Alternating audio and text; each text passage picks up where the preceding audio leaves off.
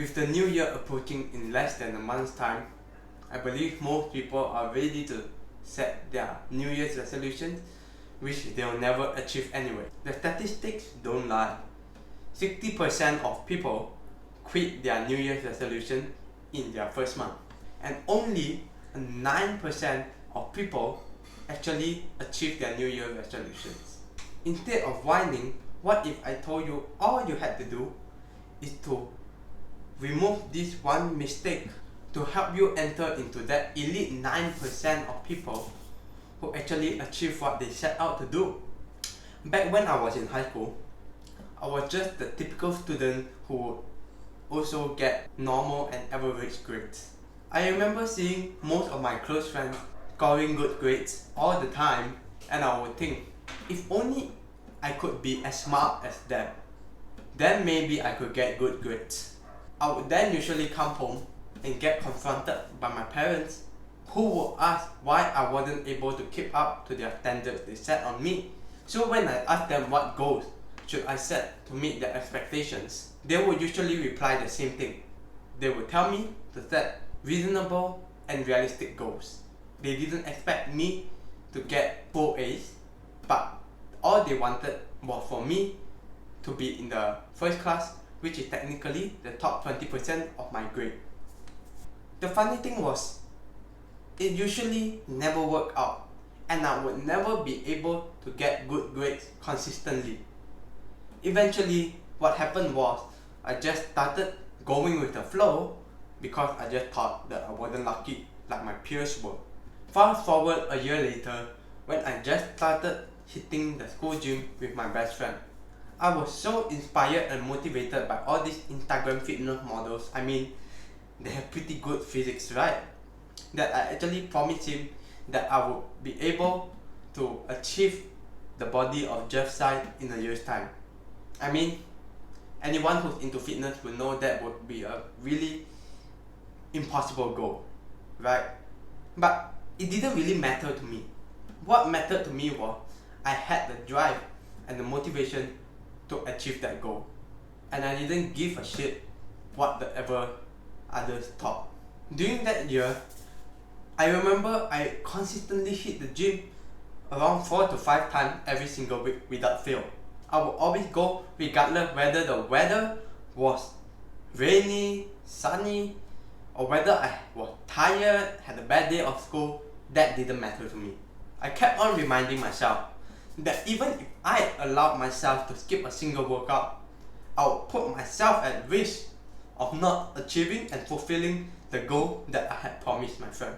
That was the most consistent and persistent I'd ever been in a single endeavor throughout my whole life.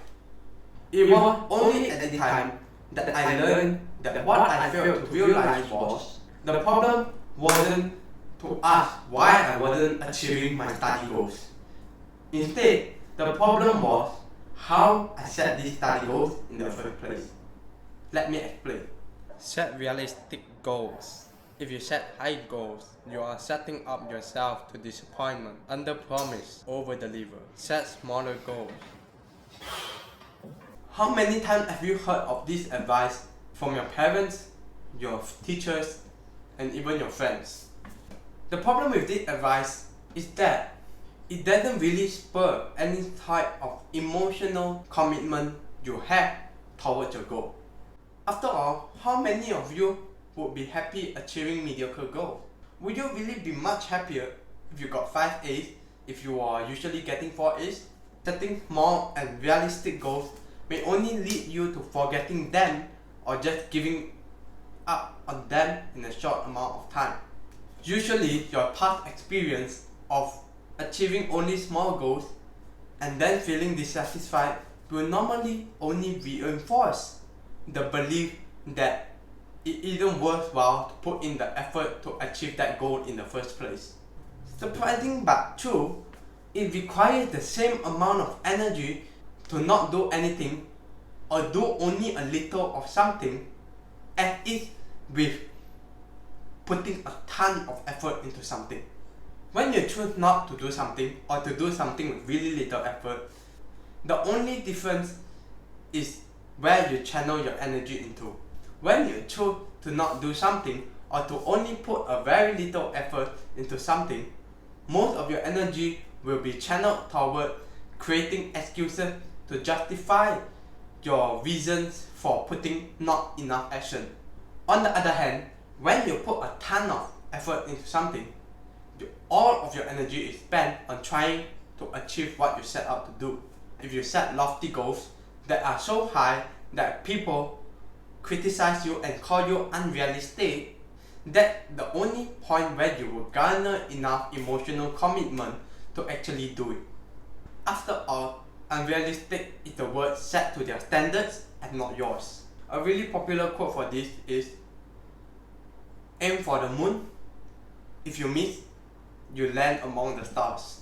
But funnily enough, setting big goals for myself has personally never really failed me.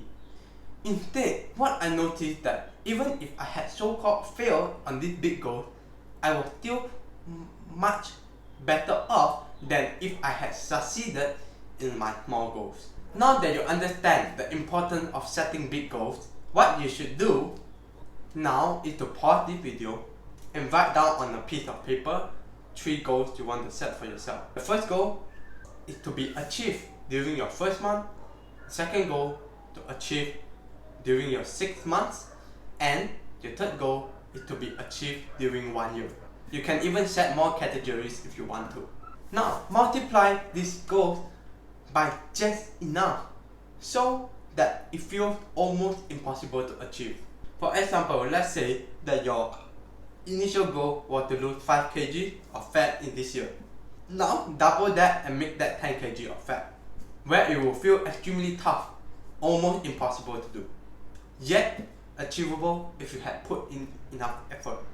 Now, of course, I'm not suggesting that losing 10 kg for most people is healthy unless you are obese. But the point that I'm trying to get across is to make these goals bigger than you initially set them out to be, so that they feel almost impossible to achieve. The third step will be, of course, put these goals into the second section, and then for each of these goals, write down one single actionable step that you can do right now. Make the first step as simple and as easy to do as possible. Let's say you wanted to lose 5 kg this year. What you can do is to obviously just sign up for your gym membership right now. The fourth and final step is to just get into action. All this planning would be useless if you didn't take action, right? Just remember, there's no such thing as planning for perfection. There will definitely be bumps and unexpected problems that arise along the way. And while you can be mentally prepared for them, don't expect to avoid them entirely. To summarize, the first step would be to write down your goals in 3 categories: 1 month, 6 months, and 1 year. The second step, make them so big that they feel almost impossible to achieve. The third step, write down a first step action plan that you can do for all of these single goals. The fourth and final step is just to take action. The hardest part is taking the first step of action. Once you get over it, the rest becomes much easier, trust me. If you want to learn on how you can beat procrastination permanently, remember to click on this video here. If you like the video, make sure to click the like button and smash the subscribe button if you want to watch more from a small self-development and fitness YouTuber. And I'll see you in the next video.